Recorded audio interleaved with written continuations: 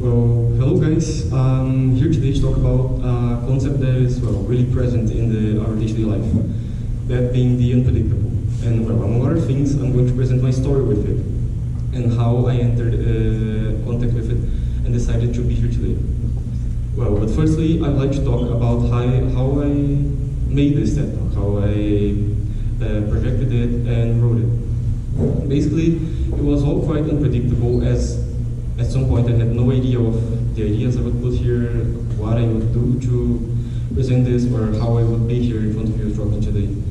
But nonetheless, I decided to go on with it. I almost gave up sometimes, but then I always remembered that, I owe this not only to myself, but to all the people that are here today and that helped me to get here. But,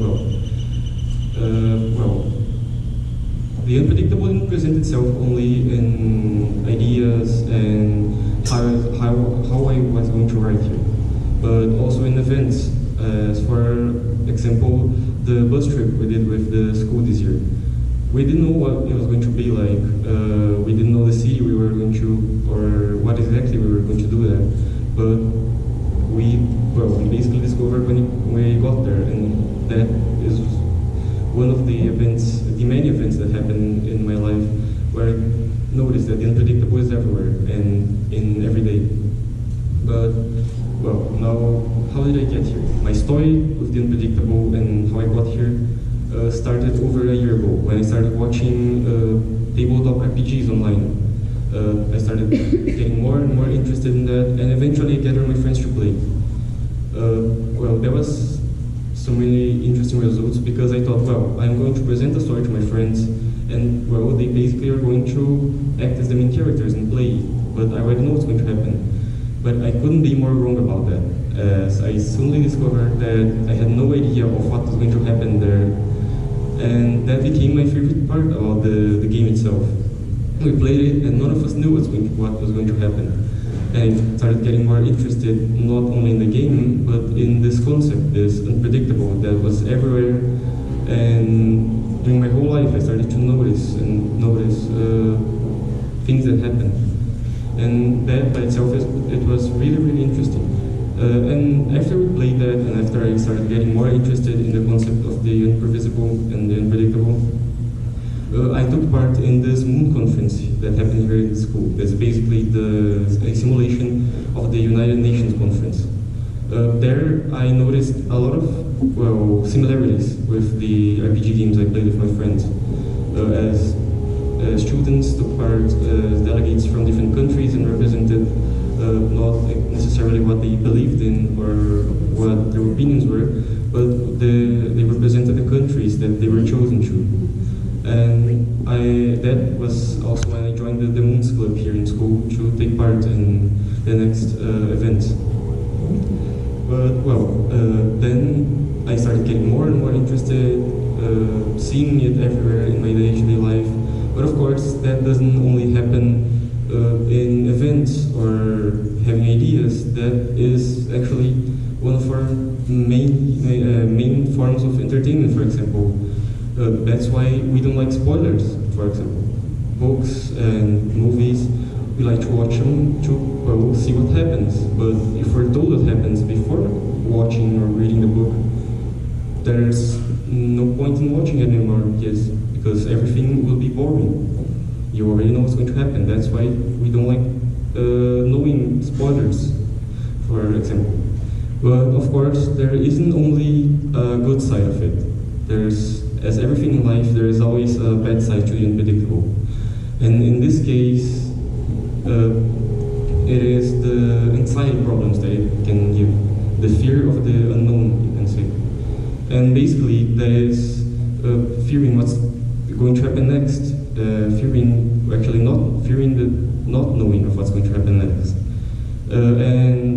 I experienced some problems with that myself, but when I was creating this talk, I didn't think about that until a student that was helping me with it pointed that out, that even though she thought the idea was good, she had a lot of problems with anxiety and the unpredictable in her life. So that's when I got interested in that and started researching. And I found out that, in 2020, for example, according to research done by the website Single Care, over 62% of all adults had anxiety problems in 2020. And well, that's a whole lot of people for considering you have almost 8 billion people in the world. But then I got more interested and I researched more about it.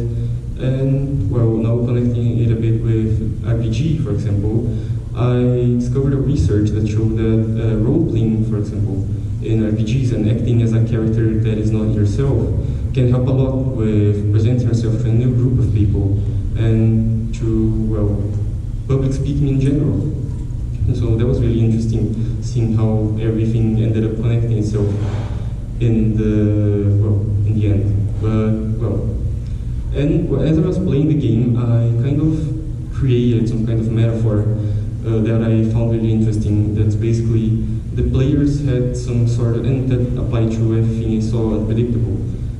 The players basically had, it's like they had little random puzzle pieces, and I had a structure where they could put them. Those random puzzle pieces not always add up, but they always create interesting results, and that applies to basically everything that we cannot predict that happens. It's really interesting.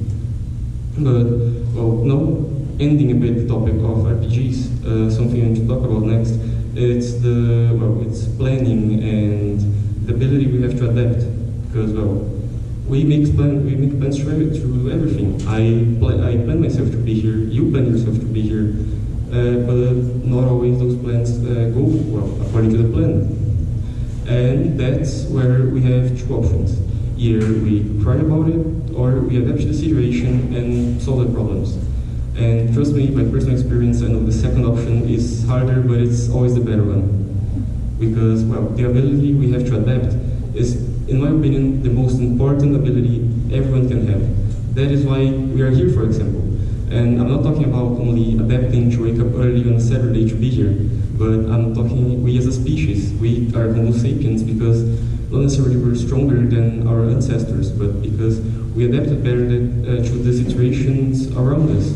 And that applies to the whole world. Every species that is alive today adapted better than their ancestors to be here. And well, that's something really interesting that I decided to share here with you today. Well, on that note, this talk is already coming to its end. But before, well, I leave the stage, I want to leave you with a question actually. Is a plan really a good plan if you don't consider the probability it has to fail? And well, that's about it. Thank you.